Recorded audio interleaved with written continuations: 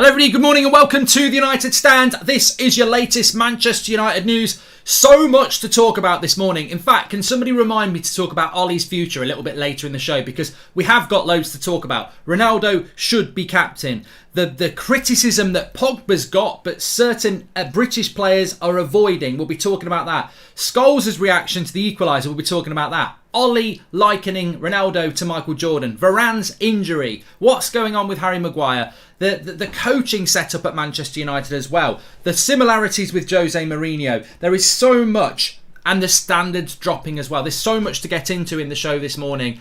Some unbelievable quotes from Ollie yet again. And you know what? Just the fact that we're a laughing stock. Like, let the fans argue amongst themselves about who's a proper fan. I mean, for me, we dream the same dream, we want the same thing. But we are being bantered. If you don't live in the UK, the radio, the media, everybody is just laughing at us. And we're becoming a laughing stock. But it's fine, because the Glazers are making money from selling Ronaldo shirts. And that's basically it. It's just consumer stability is what the Glazers want. We are not a football club. So we'll be talking about that. Also talking about Ronaldo should be captain. Lots and lots to talk about. But, as you know in the summer, if you were following me, I am now an official brand ambassador for Wash and Go. And today's show is brought to you by the official hair care partner of the United Stand, Wash and Go. As I'm sure you're aware by now, Wash and Go is by far the fastest way to get your hair cleaned after doing sport. However, did you know that there is a code of behaviour for using public showers after sport? For those who don't know what this Wash and Go are here to educate you, so here are the rules you need to know. Number one, wet towels are not to be used as weapons. Towel whipping was not funny at school, and it's not funny now. I have to say that. Did I partake in towel whipping? I might have done. I never got whipped. At no time must any part of your body touch the floor. If you are the type of person who goes barefoot in a public shower, then you should be banned from polite society. And number three, in a public shower, face the wall at all times. However, if you have to face someone else while entering or exiting, your eyes should go lower than your chin. I think your bum should face the wall at all times, to be honest with you. I don't like turning my back on anybody in the shower. That's just me personally, but this is the etiquette apparently. And finally, number four, be fast. This is not a spa. People have places to be. Wash and Go can, of course, help with the speed, because you wash and then you go. And the reason I don't want to show anybody my bottom in the shower is because I don't want to get whipped, as I was just talking, towel whipped. Yeah, so there we go. That's my thought on those four rules. So now you have all the rules. All you need to do is pick up a bottle of Wash and Go at any good retailer, or by hitting the link in the video description and getting it delivered straight to your door. Thanks very much to Wash and Go for your informative shower room rules, and thank you for supporting the United Stand as per usual. A little light relief on a morning where we definitely do need it. And as I said many times before, Wash and Go, links in the chat. I do use it every day. Probably because I've got about 50 bottles of it, but I do use it. I could have just binned it. I actually find it's good. Bit of conditioner in your hair, Wash and Go, lovely stuff. Reasonably priced as well. Anyway, look, let's get on with the show. I wish Ollie had Wash and Go. I know people are saying, oh, that's so horrible to say it to a club legend. Oh, I can't believe it. Why is it horrible? Why, at this point, why is it horrible? There's so much to talk about this morning. I don't know whether you saw Paul Scholes' reaction to the equaliser from Ronaldo. Now, I got a bit of stick at the weekend because I didn't react to the goals the same way I normally do. But I'd already said before the game I won't be reacting to the goals like I normally do. I felt numb on Saturday. I wanted United to win, but I didn't celebrate the goals the way I normally did. Last night I felt a little bit more back to normal. I did, mainly because I don't want to be in the Europa League. So when Ronaldo equalises, I'm like, get in, he saved us. But Scholesy just sort of went and shook his head, because I don't think he's Ollie out. You can't put those words into people's mouths, but I do think Paul Scholes is probably one of the best ex-United players as a pundit. And I think, he spoke about us after the last Atalanta game. I think he's just eyes wide open to what's going on United. We are a shambles and we are winning despite Ole Gunnar Solskjaer. That's a really damning line, but we are winning despite Ole Gunnar Solskjaer. Now, he comes out after the game last night and likens Cristiano Ronaldo to Michael Jordan and says, I'm sure Chicago Bulls didn't complain having Michael Jordan in the team. But he completely misses the point. I mean, I was wearing the hoodie last night, The Last Dance. There is a connection between Ronaldo and Michael Jordan. The reason we've got the jumpers with The Last Dance on is because this season is meant to be about that. It's meant to be adding Cristiano Ronaldo into a team to make you win something. There is the only connection between Manchester United, Chicago Bulls, Cristiano Ronaldo and Michael Jordan is that Michael Jordan and Cristiano Ronaldo are goats of their game. We are not Chicago Bulls. We're bullshit. That's what we are. We are nothing like Chicago Bulls. If you ever watched the documentary or basketball, that Chicago Bulls team that had Michael Jordan in it, he was like Ronaldo. He was better than everybody else, but they had other good players. They had a good coach, and they were a very good team. And then they had Michael Jordan in it. The fact that Ole Gunnar Solskjaer comes out and talks about Michael Jordan and the Chicago Bulls, he's talking bullshit. Like, we are nothing like the Chicago Bulls. We are like a crap team with a world-class player in it. That's what we're like. And I don't blame the players here. I blame the manager. I blame the coaches. Anybody who watched that game last night.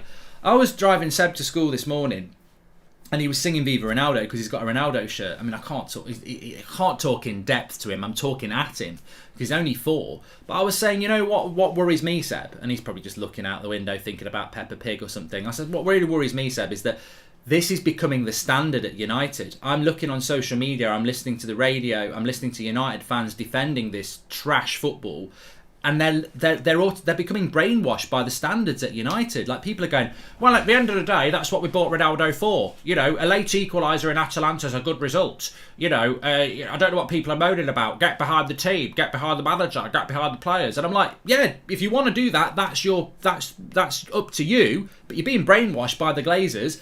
We're being mocked by rival fans, by rival media, by radio stations. Everybody is mocking us because we are crap. We're absolutely crap. That was a terrible performance last night. Absolutely awful. And the only reason we got anything out of that game was because of Cristiano Ronaldo's brilliance at the end of the game. Again, the header he scored against Atalanta at Old Trafford was world class. It wasn't a tap-in, it was an unbelievable header that no keeper would save. And yesterday, again, an unbelievable shot from the edge of the box that in the one bit of goal that nobody can save it from. We are living off Ronaldo when it comes to results, and Solskjaer is surviving because of Ronaldo. Now, that is something to celebrate if you're a United fan and a Ronaldo fan, but there is nothing to celebrate or look forward to in relation to the way we are coaching. And I listened to Solskjaer after the game yesterday, and he was on about, you know, we got a lot of things wrong again. And I'm screaming at the screen because I'm going, mate, this is only game 2 after you should have been sacked, and they're already going back to what they were like before. We're meant to be, you know, you shouldn't even be here, but if you are here, the players should be with you a little bit more than 90 minutes against a crap Spurs team. Like, I can't state enough how frustrating it is to be run by bankers. And you could replace the B with a W if you want to, but we are run by bankers, and it's so obvious to everybody that he shouldn't be in a job, and they're still pushing it. They're still sticking by it. And, I mean, literally, if we didn't have De Gea in the Premier League, we would be mid-table. If we didn't have Ronaldo in the Champions League, we would be in the Europa League. And people will go, well, we have got De Gea and we have got Ronaldo. But that's not a fucking football club, is it? Relying on individuals is not a football club. A football club is a team. A team that's building towards something, that's entertaining. It's boring it's so boring to watch Manchester United. We're such a badly coached side. It's awful.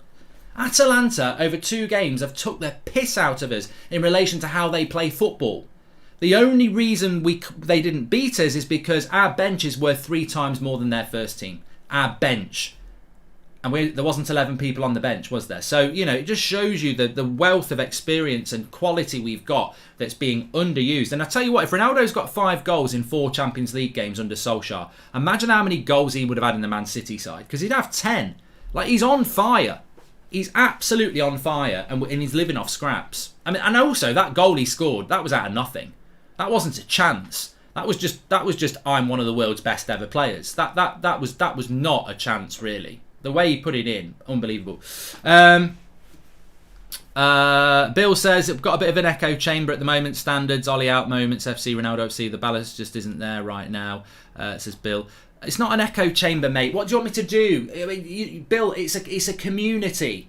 Instead of coming up with smug Bill O'Reilly super chats, why don't you offer something? Because all you come across as is a bitter man who has got no idea about how you can communicate that you support Solskjaer. So you call this an echo chamber. But it's what everybody is talking about. We are Ronaldo FC. The standards are on the floor. Ollie should not be the manager. And if you've got an alternative, give us something, and then it won't be an echo chamber. But the reason you think it's an echo chamber is because you've got no argument to stick up for this regime, but you don't like the fact that people are calling it out. That's not an echo chamber. That's called democracy. It's called opinion. That's what it is. You have nothing to throw back, because it's a shit show at the moment. And also, it needs to move away from Ollie because he can't sack himself. It needs to go back to the board. And I keep saying this, and everybody will keep saying it as well. The reason the board won't change it is because we're a business. The business at the moment financially is doing very well. It's actually going like that in relation to profits. It's going up because we've got Ronaldo. Ronaldo is an amazing player. I love Cristiano Ronaldo. But there is a negative to Ronaldo, and it's not his fault. Because he's so good and marketable, and he scored last night, United will be making a lot of money off Ronaldo every single day.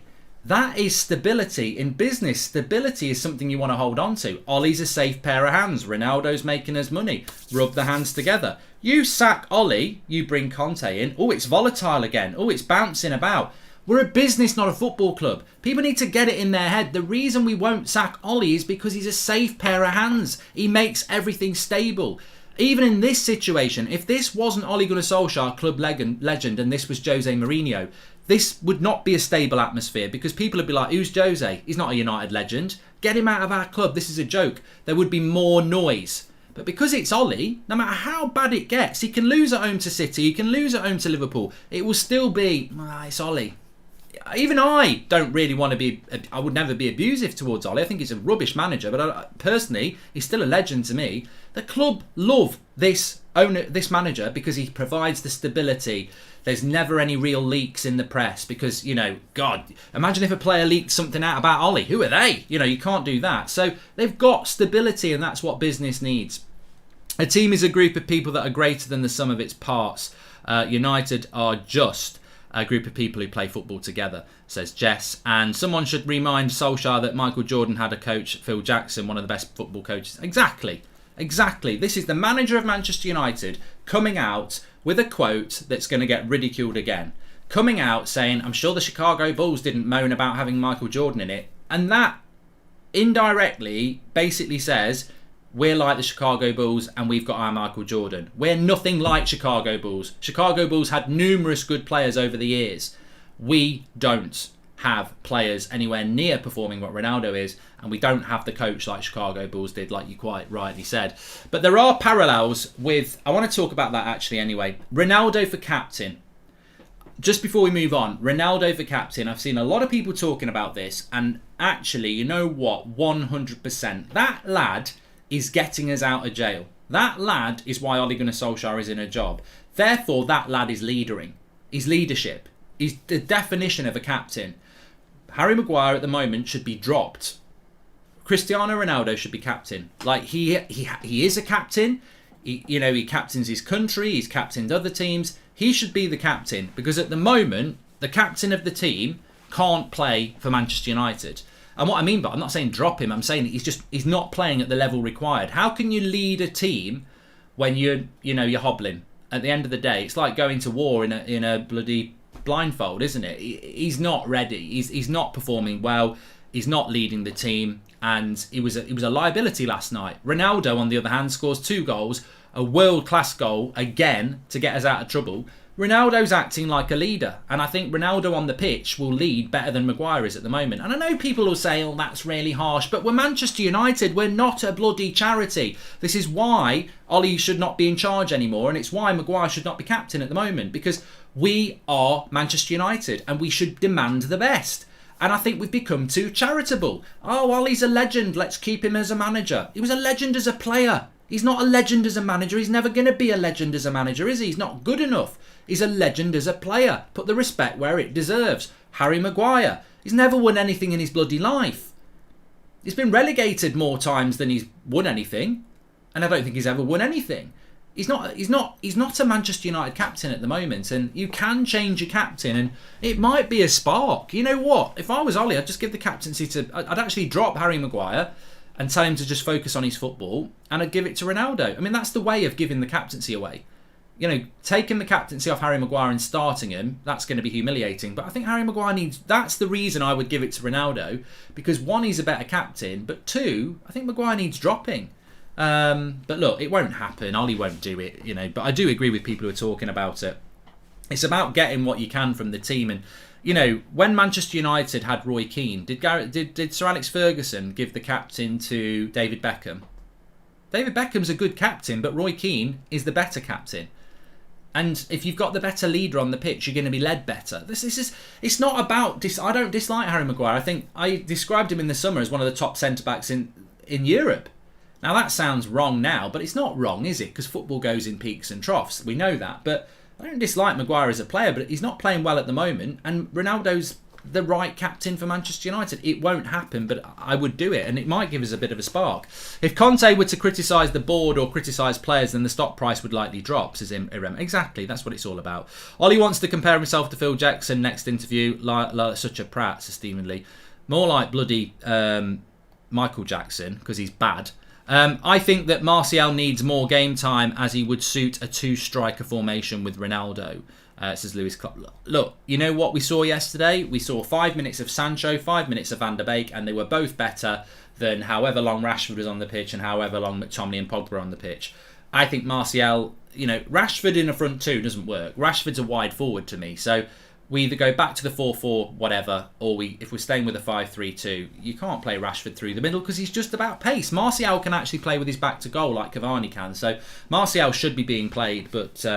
Hey Mark, if the board does sack Ollie, who do you think will replace him in? Can we come back to that in a bit, Nitesh? Because I want to talk about that towards the end, because obviously got the derby on the horizon, but there's still loads to get through in this show that I want to talk about. I did want to just bring in Mourinho a moment. I've said this constantly, that there are echoes between Jose's last season and Ollie's. Obviously, we know that the season ended badly last season, and Mourinho's did end badly, even though he got second place, and Ollie got second place. Mourinho didn't get the players he wanted in the summer, Ollie did, but they both have started their third season the same. Underperforming, fans not particularly happy, and actually, at this point in the league, they've both got exactly the same points after the same amounts played. Interestingly, Mourinho won his next game, so will Ollie beat Man City? But that result last night reminded me a lot of Jose in Turin against Juventus when he came on the pitch and he was going like that. It felt like that because we did beat Juventus. We beat them 2-1. We didn't bloody deserve to do it. And I remember at that point, I was Mourinho out, and I was like, I remember Scholes and Ferdinand not being happy about it, because deep down as a United fan, you want Mourinho out.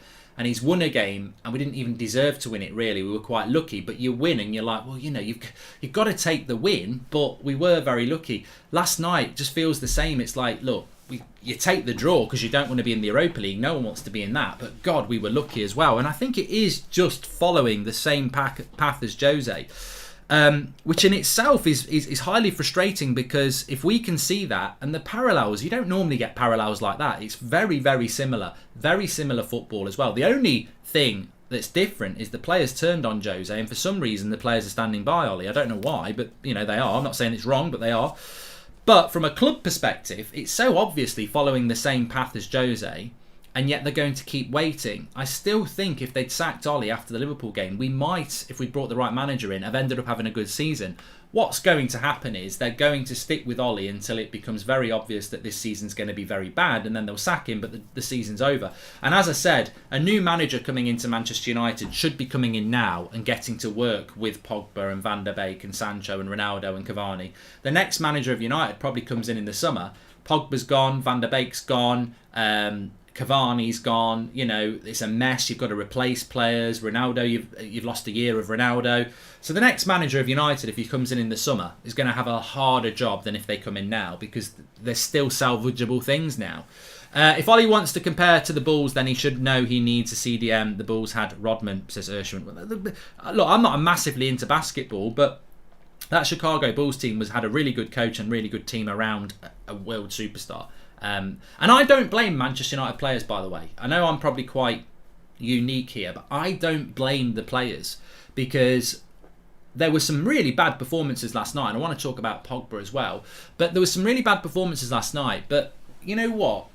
Every player has the responsibility for their own performance. But no matter how good a form you're in, playing in that United side's really difficult. You know, Mason Greenwood could be in the form of his life at the moment. Marcus Rashford could be in the form of his life. Bruno could be in the form of his life. But we wouldn't necessarily know. Ronaldo could have scored 6 goals last night, but we'll never know because we didn't create 6 chances. We don't know how clinical Ronaldo is because we're not really providing him enough chances. He's scoring, but what my point is that there's players in that team that could be in really good form, but it's impossible to nurture that form because the way we play is so destructive. Like, there is no flow, there is no chemistry, there are no patterns, there is no style of play, and the players get the ball, and the amount of time they hesitate on the ball, all of them, from Luke Shaw to Bruno, from Pogba to Wan-Bissaka, from Ronaldo to Harry Maguire, everybody's hesitant on the ball because there is no confidence. And it's not because we've lost a game, it's because there's no, you know, if you're doing an exam or your driving test or you're playing football and you've been taught well, you go into it with confidence. A question comes up, or an obstacle comes up in the road, or a roundabout, or a 3-point turn, or whatever in a driving test. Because you've practiced it and you've been told what to do, you're more confident than you've had a bad teacher. And I feel that United are playing like that, which is why I'm sympathetic to the players. You know, if you play under Pep Guardiola, he is so obsessive. He will spend more time than needed on a player so that they're confident in what their role is. And everybody knows what their role is. They can still have a bad game, but if they play well, they will play well within the system. That's proper coaching. With United, I think it doesn't matter if you're in good form or bad form. You're probably going to have a bad game because people are so undercoached. You can see it. They're undercoached. They don't know what they're doing. And a lot of this just comes down to inexperienced coaches that we've got who aren't good enough, of course. But it drifts into Paul Pogba. G says, just an opinion, but I think we should be a 4-3-3. Can a 4-5-1 when under pressure and very attacking when not, says G. You need a decent coach to do that, G. We've got a coach that can't even master one plan A, let alone a plan A that moves into a plan B that becomes a plan A again. Hi Mark, love your work. I'm from Australia. My brother is a Liverpool supporter. It is his birthday this week. Can you call him a prat, says Lucas? Well, he's a winning prat, but yeah. Euros has destroyed Maguire and Shaw. Also look at Kane, Sterling, Mount, Stones and Phillips this season. Apart from Rice, England players are in the mud, says Duncan. Well, as I say, I don't blame the players. But look, one player who has been getting a lot of blame. This makes me laugh. Okay, so let me start off on this. We're going to talk about the criticism of Paul Pogba. We saw Paul Scholes and Rio Ferdinand going in on Pogba last night. And, you know, I've got to be honest, we are back with the whole foreign player bias compared to British player bias. I'm sorry, I think we are. I think it's underwritten in some people that they automatically go in on the foreign players more than they go on the British players. And we see it in the media and we see it in the fan base. Pogba was dreadful last night. He really, really was. But Pogba has been on the left wing. He's been on the bench. Pogba being bad in a United shirt doesn't surprise me. I know he can be world class, but I know he can be bad. We've seen that over 6 years. We've also seen that Ollie doesn't really want to pick Pogba ahead of McTominay and Fred, and he wants to put Rashford on the wing. So Pogba's also out of contract. Is it any wonder that Paul Pogba's performing badly? When he was playing on the left-hand side, he had 5 assists, didn't he, in the first few games? And people were talking about him breaking the assist record, which looked a possibility after the first 3 games. It looks an impossibility now because he's not playing in that position. We've now gone back to Rashford on the left wing, haven't we? Which, I always like Pogba in the midfield, but when you look at it, it's another failure from Solskjaer, isn't it? You move a player that's got loads of assists on the left-hand side to the bench, basically, to bring Rashford in or whoever else in and put McTominay and Fred in. So the treatment of Pogba has been pretty poor from Solskjaer, and I'd argue that with anybody because you can't say Solskjaer's a bad coach and then say he's treated Pogba well. It doesn't work, does it? Also, Pogba's out of contract. I said this would be a problem. Pogba is out of contract, and is he going to be committed? He clearly doesn't want to be here. He's not going to sign a new contract. So you're going to get question marks about how settled he is. But Pogba was bad yesterday. I accept that. But what I don't accept, and maybe people disagree with me this, imagine being dunked on by Harry Maguire, Mark. He's the worst captain in your time watching United. He's very bad, says D-Train. And would you take Arsene Wenger as manager, says Lee? No. Blunt. But what I will acknowledge about Pogba, as bad as he was yesterday, why is it always Paul Pogba who gets mentioned by fans, ex-players and the media? Next to Paul Pogba was a lad who has come from the youth setup, is British, was worse than Pogba. I thought he was absolutely shambolic last night, who starts every game and has started most games this season and has played well in 2 games. Leeds on the opening day and Spurs at the weekend. And yet he's played loads of games. And I never, ever hear anybody mention in the media or ex-players. I never see, and let's not forget, Pogba is a bench player for McTominay, so McTominay's a first team regular. No, Mark, Pogba cost 89 million and he's meant to be world class. Shut up, forget about that. Who gets picked first? McTominay. Who's getting slated this morning? Pogba. Why is it that Pogba ends up getting all the pouters this morning, but McTominay is it's almost, and this is my big problem. It's become accepted that McTominay will start and in the main play pretty bad. But Paul Pogba comes into a game. Oh no, Pogba! Oh, get him out of my club! Get him out of my club! McTominay's not fit to lace Pogba's boots, and yet Pogba gets the criticism over McTominay, who's playing more and playing more regularly bad. And I just don't get this British bias. I've never understood it. Like Rashford yesterday was awful, absolutely awful. And no one's really mentioning that either. It's all about Pogba again, with a bit of Maguire as well.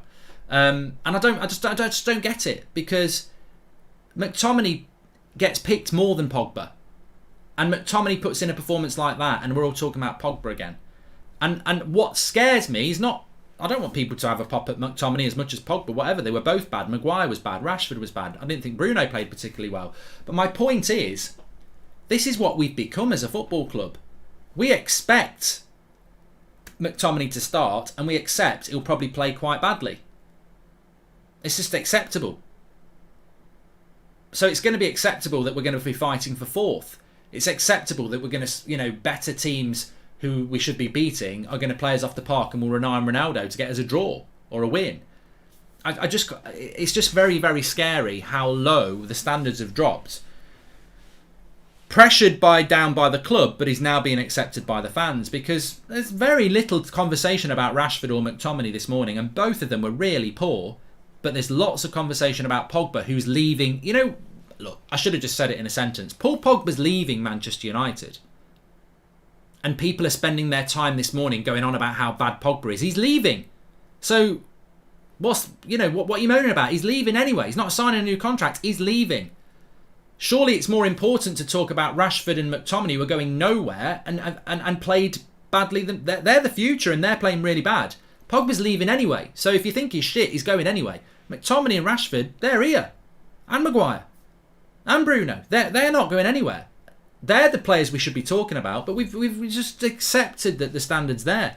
Ollie has angered me saying that Jadon will have many years as a good player here. Play him properly then, or he won't be here in years. Yeah, Steve Cullen, you're right. So basically he was asked about Sancho not playing more, and he said, look, I'm a criminal every time I pick a team. Well, at least he's admitted it. But it's the whole I can't pick anybody. Hi Mark, interestingly on RT Irish channel the pundit said McTominay runs and has passion but just does not have the quality. Well, you know what, I lived in Ireland for 3 years, and to be fair, they normally every time I lived there, they're a little bit more blunt in their opinions, and they're not wrong. Look, I hope Scott McTominay one day becomes a really good Manchester United player, but I've said it before, I don't want to get into it because everyone knows my opinion on him and Fred, but Atalanta made him look very average yesterday, and Paul Pogba, they pressed them, they didn't give them space, and I've always said, people focus on the fact that McTominay's passing's not that great under pressure. He's not that great defensively either. He never picks up his runners, neither does Fred. So, it's going to be a very interesting game at the weekend, isn't it? Thank you for the super chat, Abdi. So, yeah, I wanted to talk about that. But also, De Gea. I gave De Gea a 6 last night. Now, this caused I saw a few clips this morning. Oh, Goldbridge's football opinions in the mud. Oh, he's got certain favourites. Because I gave David De Gea a 6, an average 6.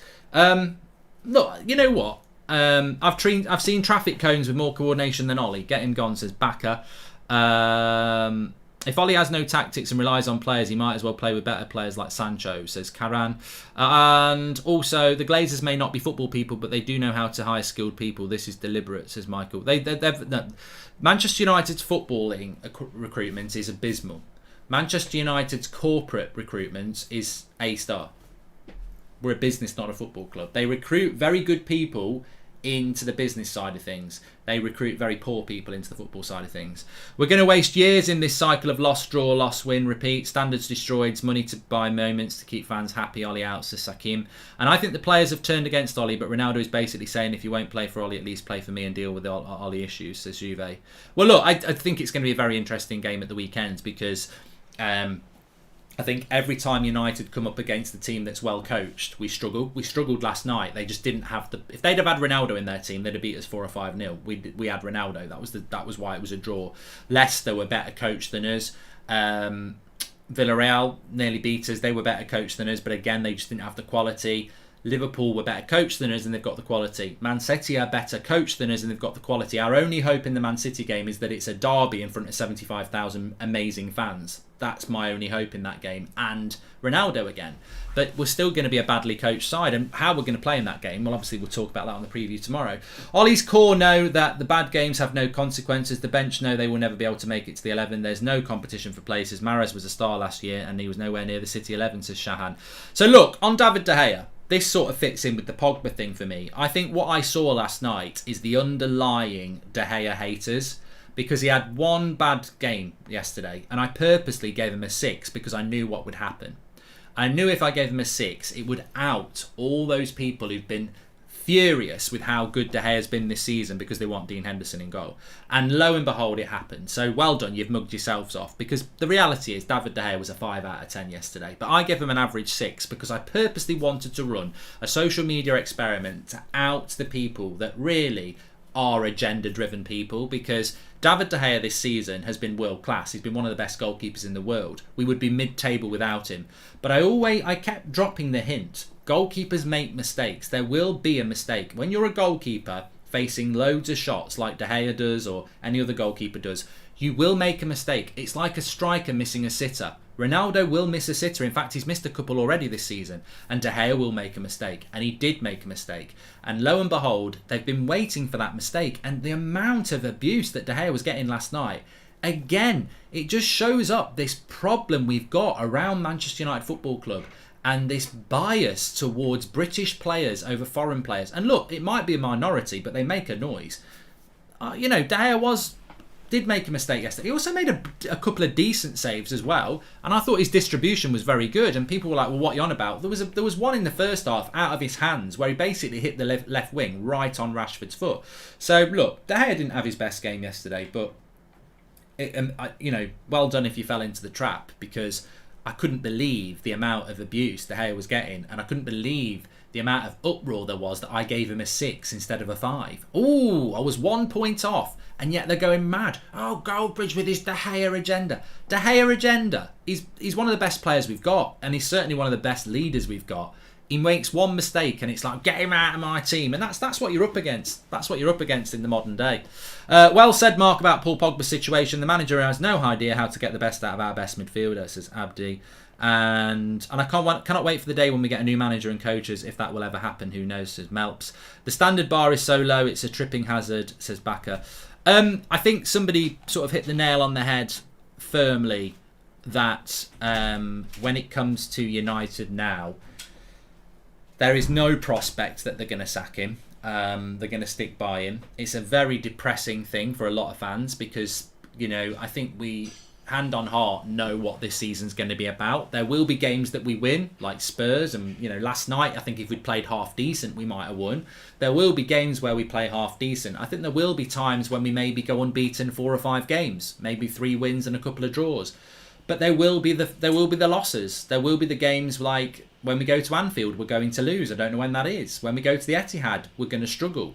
When we go to Stamford Bridge next month, we're going to struggle. When we play Arsenal, they might beat us. And then you've got to throw into games such as West Ham's and Leicester's, who might be able to beat us on their day as well.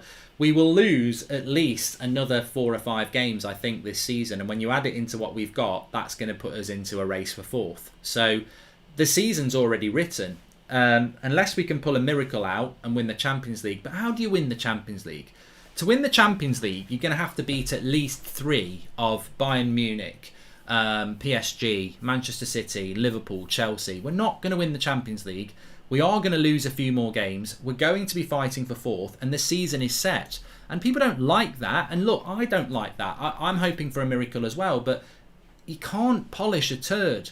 And bad coaches can't become good coaches in the space of a few weeks. We played a back five against Spurs, which was never the plan. We started it against Atalanta. We get one injury and we're back to back four again. It's a mess. It's chaotic. And I'll tell you what, the players love Ollie. We all love Ollie. Regardless of the fact that people want him to be replaced, that's just about trying to make your club as good as it can be. I still love Ole Gunnar Solskjaer. I'll never stop that. He's a fantastic legend of this club, and nothing will ever take away the goosebumps I get every time he scores that goal in the Nou Camp. But he's not a great coach, and neither's Carrick, and neither's McKenna, and neither's Phelan. They're not good enough from the evidence that we have in front of us, and the players can like them, but they know inside they've been coached by other coaches. They know the standard of coaching at United's not good enough. And I think what United has become is, because everyone loves Ollie, they want to succeed for him. And it's almost become defiance. We've become defiant. Those players know the coaching isn't good enough, but they're trying to do it in a harder way than they've ever done it before. They're trying to be successful with poor coaching. And it's a weird situation for the players, I'm sure it is, and it's a weird situation for the fans. But I do think we will have periods of winning games, but we're never going to be where we're meant to be, which was fighting for a title. And this squad, I don't care what anybody says, this squad should have been challenging for a title, and we're not doing that, and that's why the standards have dropped down. Yesterday's performance was poor. Ollie is out of his depth and must leave, says Cara. I think he's, as the thumbnail says, I think he's out of ideas. I think he's clearly out of ideas. He is so reliant on individualism, and the best way to explain it is, if Cristiano Ronaldo was playing for Man City on Saturday, game over. With that coach and that team, and then Ronaldo at number 9, over. We're getting absolutely thrashed. Chelsea, if they had Ronaldo when we play them, game over. With that coach and that team and Ronaldo, game over. Maybe even Arsenal with Ronaldo and that coach and that team, the way it's sort of gelling, that's going to be a very difficult game for us. The only thing we've got at the moment is individualism. And it's Ronaldo, and it might be Rashford, it might be Bruno, it might be a De Gea save, but that's what we are surviving on at the moment, is just pure brilliance and individualism. And Ollie said it himself about the Spurs game. He said that goal that Ronaldo and Bruno scored, that doesn't matter about formation. That's just individual brilliance, and we're very reliant on that at the moment. And the world knows it. You know it. I know it. The fan base knows it. But unfortunately, the media knows it. Rival fans know it, and we're being mocked because of it. Like, we are a laughingstock. And also, the worst situation in the world is when rival fans are feeling sorry for you, and they are. Some of them are. They're like, I can't believe how bad United are, and it's like. But the problem is, the people who own us, if you ask them, can you believe how bad Man United are? We don't care how bad Man United are. We're making the money.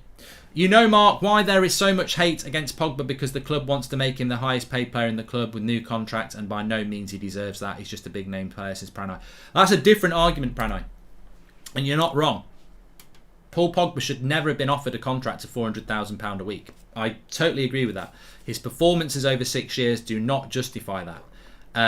But his bad performance last night should not be singled out over players that are first team players. He's not even a first team player anymore, who just get away with it every week because fans have accepted that player's not good enough, but they will start. And I'm talking about the lad who was playing next to him. Donny had a good game last night, so I expect him to play the position of cheerleader next game, says Baka. And Ronaldo should be captain, most experienced in the league at such a high level and extremely influential. Any half-decent manager would realise that, says Tom. Look, a ruthless manager would make Ronaldo captain, but he won't want to upset De Gea. And I think moving into that Man City game now, let's just talk about it sort of not as a preview, but as just an observation. How does he go into that Man City game? Because last night against Atalanta creates more problems again. It's just game-to-game moments, isn't it? I mean, Varane, what did Ollie say about Varane after the game? He came off because he felt his hamstring. I think Varane came back too early, and that's probably why he's picked up an injury. But, we'll never know that. He's playing football because he's fed up with Ollie, says Jack, and Ollie's favouritism is so blatant. Bay was out of this world and we improved after Donny and Sancho came on, says Karan. So yeah, how do we go into this City game? Well, I think he's got to go to a back five, because I think if he goes with a back four, we'll get absolutely annihilated. I think the back four against Atalanta works because they play man for man like Leeds, but against Man City, if we go with a back four, they'll destroy us. So I think he's got to play a back five. If he hasn't got Varane, it's going to have to be Bay, Lindelof, Maguire, Shaw, Wan-Bissaka. He can only play two up front, of which one will be Ronaldo with Bruno in behind. It'll be McTominay and Fred, and it's just a case of who plays with Ronaldo. I think he's got to go with the back five. So there will be no Donny, there will be no Sancho. Bay will start if Varane is injured, but I think he has to go with the back five. And do you start Cavani and not have any pace up front, or do you put Rashford up there? I mean, I'd start Cavani, but he'll probably start Rashford for the long ball. I can see us getting a result against Man City because it's a derby and there's 75,000 fans, and people will say, well, look at Liverpool, and I agree. But I know he's not getting sacked if he loses that Man City game. And I will say it here quite confidently, he shouldn't be the manager anyway. So if somebody says to me, should he be sacked if he loses to Man City? Yeah, he should be sacked anyway. So of course he should, but I just don't think we're going to go into an international break like we did after that Leicester game, like the Liverpool game.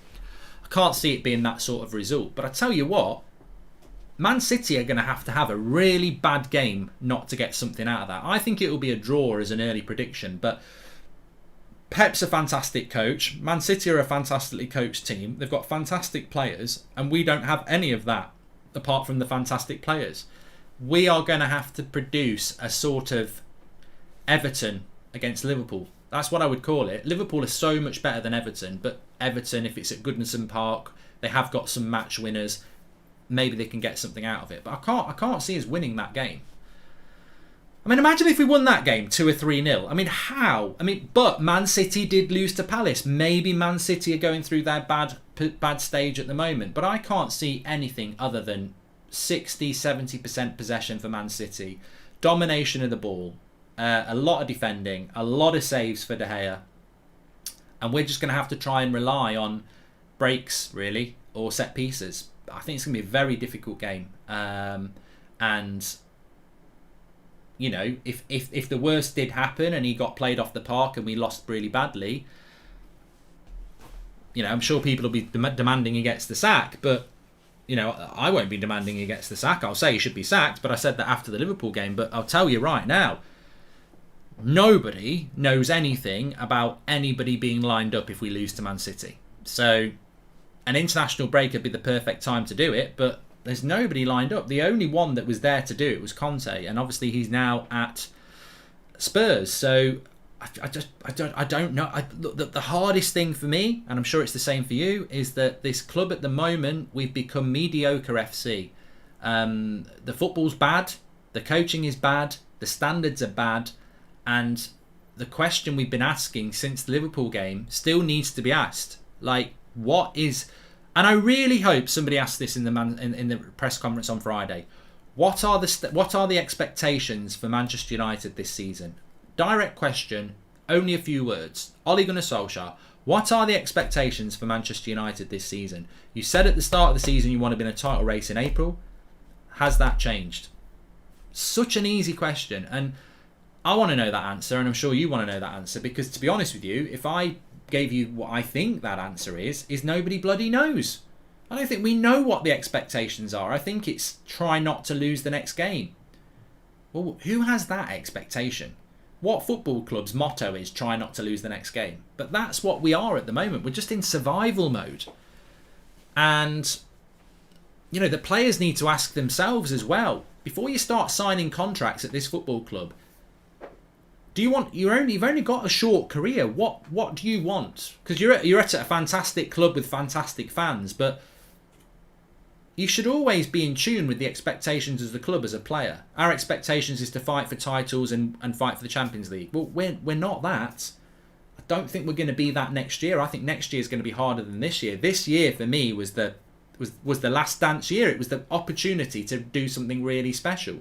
It was sort of like a tipping point of Pogba was still going to be here, Cavani's still here. You know, maybe you get the most out of Van der Beek, Sancho's come in, Varane's come in. Ronaldo, but I think next year is going to be really difficult because we're going to lose players and we're going to have to spend more money, and will the Glazers want to do that again? I don't know. Do you think Bruno... And we've still got a gaping hole in the midfield. So you buy the midfielder, but then Pogba's gone and Cavani's gone and we need another centre-back. You know, I just think we're always going to be in this state of lowered standards, I suppose. But we'll have to wait and see what happens, of course. We'll have to wait and see. And we'll have to wait and see what happens with Varane. I don't expect Varane to play on Saturday. I wouldn't pick Varane on Saturday. I mean, I know it was Tuesday night, but he should not be playing with a hamstring like that. But, you know, we might get away with it and he might start. But I think even with Varane on Saturday, it's going to be very difficult, isn't it? Anyway, look, thanks everyone for watching. Make sure you smash a like on the video and subscribe. Big shout out to Wash and Go. You can get your Wash and Go products through the link in the chat. As always, big shout out to them. Really enjoyed the chat this morning. There was loads to talk about. There's probably some stuff I've missed as well, but we can touch on that a little bit later. But yeah, just I think in summary, we are a mess. The standards are on the floor. And we're very, very lucky to have a player like Cristiano Ronaldo, because if we didn't, we'd be in the Europa League. And yeah, it's just not a nice situation to be in at the moment. I wish we were all doing an all or nothing TV show this year, says BOM. Thank you very much for watching. Take care. I'll speak to you all in a bit.